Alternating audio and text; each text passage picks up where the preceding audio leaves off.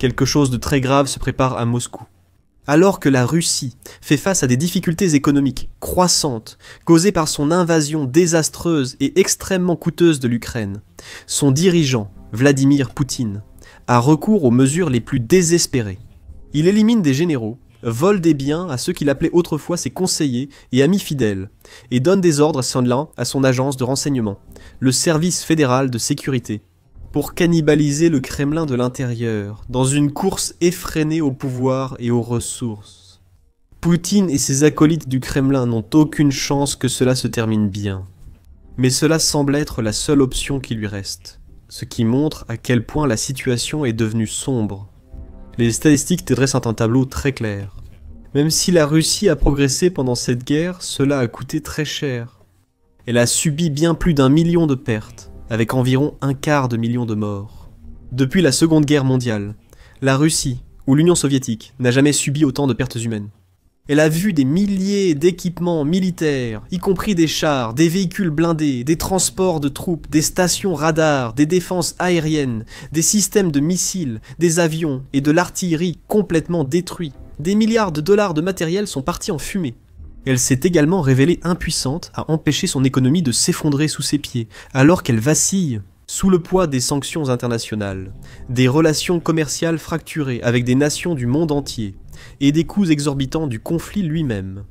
Aujourd'hui, son fonds souverain et sa monnaie ne sont plus qu'une fraction de leur valeur passée. Le rouble a chuté en valeur, et même les avoirs de ces oligarques ont été gelés et retournés contre eux. Grâce à l'accélération extraordinaire des revenus du G7, le programme de prêt ERA pour l'Ukraine utilise les intérêts des avoirs russes gelés pour fournir des milliards de dollars de soutien à Kiev et son armée. Et c'est la partie qui compte le plus pour Vladimir Poutine. Il a prouvé qu'il avait peu de considération pour la vie des soldats ou des civils russes, puisqu'il les envoie joyeusement à l'abattoir. Il affirme avec arrogance que nous n'avons eu aucune perte inutile. Pourtant, des preuves évidentes montrent le contraire, de nombreux compatriotes mourant par manque d'entraînement, d'équipements obsolètes ou de tactiques insensées. L'argent compte beaucoup pour Poutine, car il représente le pouvoir, surtout dans la Russie actuelle dominée par la corruption. Et presque tout et n'importe qui peut être acheté ou soudoyé. Et à chaque char que l'Ukraine fait exploser, à chaque frappe de drone réussie, ses forces détruisent chaque raffinerie de pétrole, usine de production, dépôt de carburant ou station radar valant des milliards qui brûlent. L'économie russe souffre, le budget se resserre et les élites ayant le plus à perdre deviennent de plus en plus désespérées. On a largement dépassé le point où cette guerre pouvait être qualifiée de soutenable. La Russie s'est engagée bien trop fortement, bien trop rapidement, et a subi des pertes en quantité que presque personne n'aurait pu prévoir lorsque l'invasion a commencé, en février 2022. Maintenant, l'argent se tarit véritablement. Les projets de construction à travers le pays subissent des perturbations et des retards. Pendant ce temps, les grandes banques russes, comme VTB, ont de plus en plus de mal à faire face aux nombreux défauts de paiement et aux énormes pressions financières qui pèsent sur elles. En bref, le régime russe est à court d'argent. C'est une très mauvaise nouvelle pour Poutine, non seulement pour la poursuite éventuelle de sa guerre contre l'Ukraine, mais aussi pour sa propre position en tant que président. Son avenir et son héritage sont en jeu en ce moment, car plus lui et ses proches perdent de l'argent, plus il devient faible. Et la pression ne cesse d'augmenter. En Russie, les gouverneurs régionaux demandent à Moscou des fonds pour rénover leurs villes et infrastructures délabrées. Même la Biélorussie, allié proche de la Russie sous un dirigeant vu comme une marionnette de Poutine, le président Alexandre Loukachenko a récemment appelé Moscou à fournir une aide financière pour soutenir le budget de l'État, qui connaît un important déficit. Le Kremlin a très peu d'options restantes pour payer ses dettes, faire face au coût de la guerre et maintenir son pays à flot. Il ne peut pas faire ce que beaucoup d'autres pays dans le monde feraient, comme demander des prêts ou du soutien à des alliés, puisqu'il ne lui reste pratiquement plus d'alliés. Tout pays faisant affaire avec la Russie risque de perdre davantage en raison de la pression internationale, des sanctions et des tarifs douaniers. À court d'options, de temps et d'argent, Vladimir Poutine a pris les mesures les plus désespérées et ignobles. Il a utilisé le Service fédéral de sécurité russe, Service fédéral de sécurité, successeur du KGB soviétique, pour s'emparer des biens de ses propres généraux, hauts gradés, ex-ministres, parlementaires et autres anciens détenteurs du pouvoir. Ces personnes ont consacré leur vie à la Russie, pour finalement être trahi par celui qui dirige le pays. Une fois de plus, les statistiques aident à dresser le tableau. En 2025 seulement, près de 100 hauts responsables russes ont été accusés de corruption, avec une moyenne de 40 nouveaux cas chaque mois entre janvier et juillet de cette année. C'est le chiffre le plus élevé depuis 10 ans. Si ce rythme continue, le nombre de responsables poursuivis pour corruption en 2025 dépassera largement les 122 cas de 2024. Les personnes impliquées ont été relevées de leurs fonctions, licenciées sans préavis et placées en garde à vue. Certains sont même morts dans des circonstances suspectes. Le cas le plus marquant de ce type fut celui de l'ex-ministre russe des Transports, Roman Starovoï. Starovoï a pris ses fonctions en mai 2024, après avoir été gouverneur de Koursk de 2019 à 2024. Il a également été un partisan de toujours du parti Russie Unie de Poutine. Le 7 juillet au matin, Poutine a limogé Starovoï pour des raisons inconnues. Plus tard, il a été retrouvé mort dans un parc en périphérie de Moscou, tué d'une balle dans la tête. Quelques mois plus tôt, le successeur de Starovoï comme gouverneur de Koursk, Alexei Smirnov, avait aussi été limogé et arrêté, accusé de détournement de milliards de roubles destinés aux fortifications régionales. À l'été 2024, l'Ukraine a réussi à percer les défenses de Koursk avec facilité, capturant des dizaines de localités et de villages et établissant une petite zone tampon au-delà de la frontière en Russie avant d'être finalement repoussé. Selon les accusations portées contre lui, Smirnov n'a pas utilisé les fonds nécessaires pour empêcher cette incursion, détournant plutôt l'argent à son profit. Bien que cela soit possible, de nombreux commentateurs politiques affirment que Smirnov a servi de bouc émissaire pour masquer les échecs du Kremlin à protéger son territoire et sa population. Andrei Pertsev, un journaliste russe qui travaille pour le média anti-Kremlin Meduza, a déclaré « Ils ont essayé d'en faire le bouc émissaire. L'incursion a eu lieu faute de soldats pour protéger la frontière, mais il est plus simple de blâmer un responsable civil. » Les médias russes, quant à eux, ont diffusé l'idée que Starovoï s'est suicidé parce qu'il aurait pu être impliqué dans l'affaire Smirnov, ou risquait de faire face à des accusations similaires. Il n'a pas supporté la pression ni la menace d'un avenir en prison. De nombreuses personnes en deuil lors des funérailles de l'ancien ministre des Transports contestent ce consensus. Certains avancent que Starovoï n'aurait pas pu se suicider, et qu'un événement plus sombre a peut-être eu lieu. Ce qui est encore plus intéressant et étrange, c'est le fait qu'un autre responsable du ministère des Transports est mort le même jour que Starovoï. Andrei Kornichuk, qui travaillait sous l'ancien ministre, serait mort d'une insuffisance cardiaque aiguë selon les autorités, à l'âge de 42 ans. Peut-être une coïncidence, mais ce type d'événement survient à l'armement souvent dans la Russie de Poutine. Récemment, de nombreux officiels et parlementaires sont soudainement morts de manière inhabituelle, en tombant par la fenêtre, en se suicidant ou autrement. Et bien que Starovoï soit certainement le cas le plus médiatisé récemment, il est loin d'être le seul. En juillet, Maxim Yegorov, l'ancien gouverneur de la région de Tambov, au centre de la Russie, a été arrêté et placé en détention provisoire. Accusé d'abus de pouvoir, Yegorov a été gouverneur de Tambov de 2021 à 2024, mais il a soudainement été accusé d'avoir accepté un important pot de vin. Alexei Sochnikov, ex-chef du département de la construction capitale de Belgorod, a aussi été détenu en juillet, accusé de détournement de fonds massifs. Il en fut de même pour certains subordonnés et l'homme d'affaires de Novosibirsk, Sergei Petriakov. En juillet également, le vice-gouverneur de Belgorod, Rostam Zainoulin, a été arrêté et inculpé de fraude liée au détournement de fonds destinés à la construction de structures de protection le long des frontières de la région. Un cas similaire à celui de l'ex-gouverneur de Koursk, Alexei Smirnov. Stanislav Shultsev, vice-président de la région de Novgorod, a aussi été placé en garde à vue le 18 juillet. Accusé de corruption à grande échelle, le ministre des Transports régional, Konstantin Kouranov, a été arrêté quelques jours plus tard pour des faits similaires. La même histoire se passe aussi dans l'armée russe. Il y a quelques jours, un tribunal militaire russe a condamné le général-major Denis Poutilov, ex-chef du service des véhicules blindés du district militaire central, à 8 ans et demi de prison pour corruption à grande échelle. Poutilov était le dernier d'au moins 8 hauts officiers arrêtés lors de la campagne anticorruption en Russie. L'ex-vice-ministre de la Défense Dmitri Bulgakov est aussi accusé d'avoir causé plus de 13 milliards de roubles, 16 millions de dollars, de préjudice.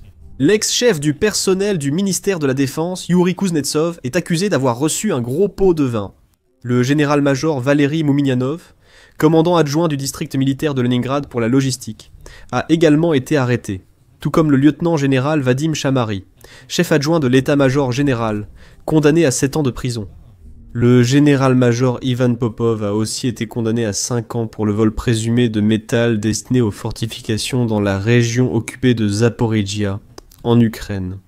L'ex-vice-ministre russe de la Défense, Timur Ivanov, a reçu l'une des peines les plus lourdes, 13 ans de prison pour de vastes pots de vin. Et la liste s'allonge chaque semaine et chaque mois. Il semble que de plus en plus de personnes occupant des postes de pouvoir à travers la Russie, mais surtout dans les régions frontalières proches de l'Ukraine, soient déchargées de leurs fonctions et accusées de corruption.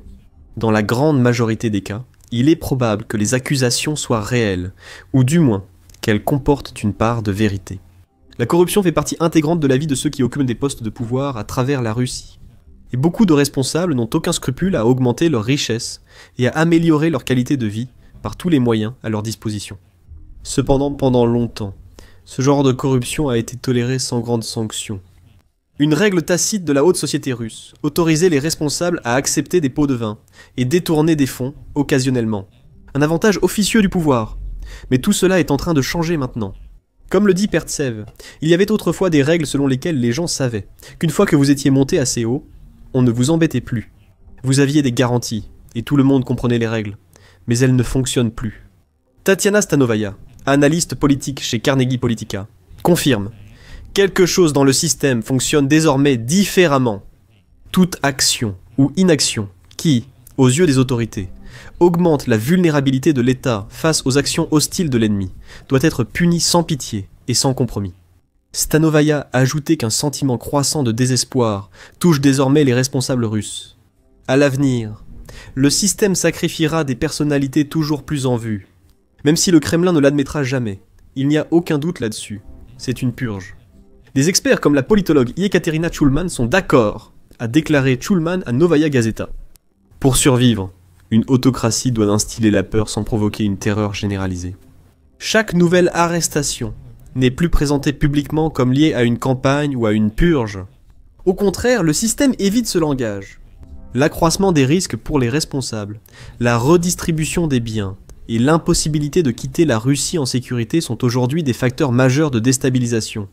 Nina Khrouchtcheva, professeure de relations internationales à la New School de New York et descendante de Nikita Khrouchtchev, partage cet avis. Elle compare le climat actuel au Kremlin à celui qui régnait sous Joseph Staline. Nous n'avions pas vu cela depuis 1953. La direction de la Russie a toujours été capable de ce genre d'action, grâce à l'immense pouvoir de son service fédéral de sécurité, et autrefois du KGB. Mais récemment, Poutine semblait refuser toute purge majeure. Il faisait encore arrêter des responsables ici et là, mais pas dans les proportions que l'on observe aujourd'hui. Alors, pourquoi maintenant ?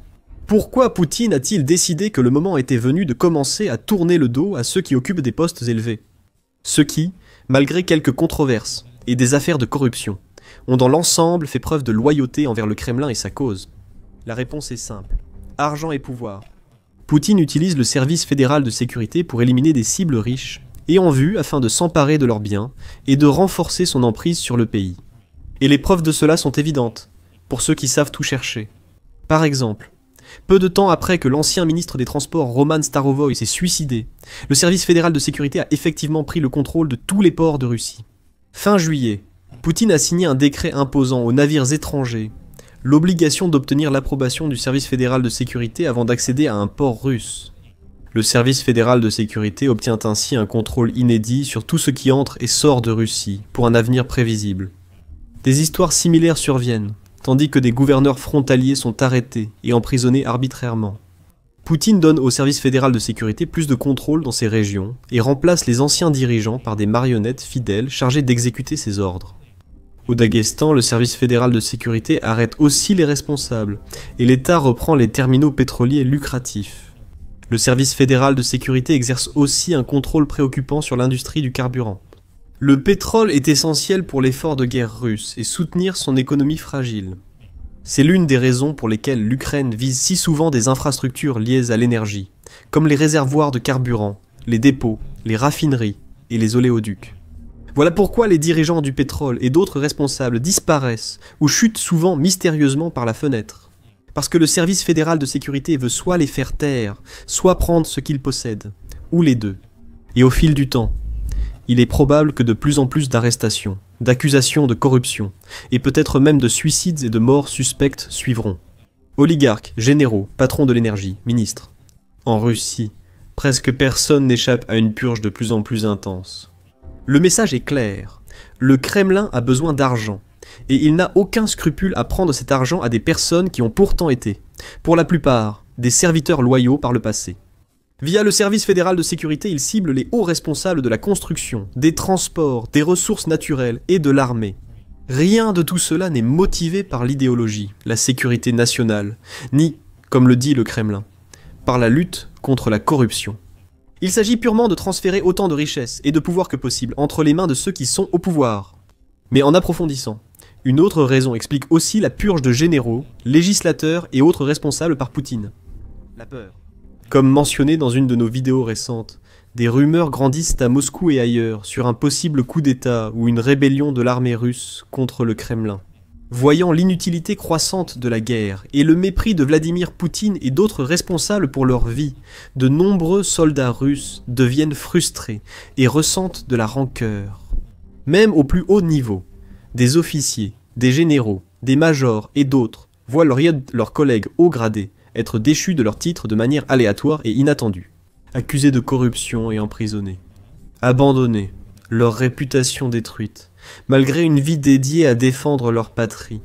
Nombre de ces officiers se demandent s'ils seront les prochains à devenir le bouc émissaire de Poutine. Pour éviter ce sort, certains pourraient se révolter, s'exprimer et rallier des troupes contre Moscou.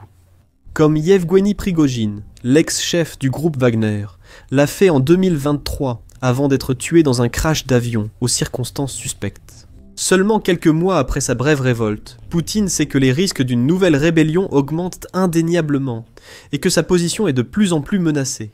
C'est pourquoi il cherche à renforcer sa position et à donner pouvoir et richesse à ses plus proches, au sein du service fédéral de sécurité. Peu importe le prix, peu importe les pertes, il fera tout ce qu'il faut pour maintenir sa position de pouvoir. La seule question est, est-ce que tout cela sera suffisant ? À un moment où l'armée russe continue de subir des pertes incalculables ? Son économie est au plus bas depuis des années, et la population a du mal à se nourrir. Combien de temps Vladimir Poutine peut-il vraiment tenir ? Maintenant. Découvrez-en plus sur les chances d'un possible coup d'État contre le Kremlin dans notre récente analyse approfondie de la situation à Moscou. Découvrez comment l'Ukraine a récemment frappé l'infrastructure énergétique russe, infligeant un coup majeur et laissant Vladimir Poutine avec un nouveau problème coûteux. Et enfin, assurez-vous de vous abonner également à notre chaîne de confiance, afin de rester informé et à jour sur tout ce qui se passe en Ukraine, en Russie et au-delà.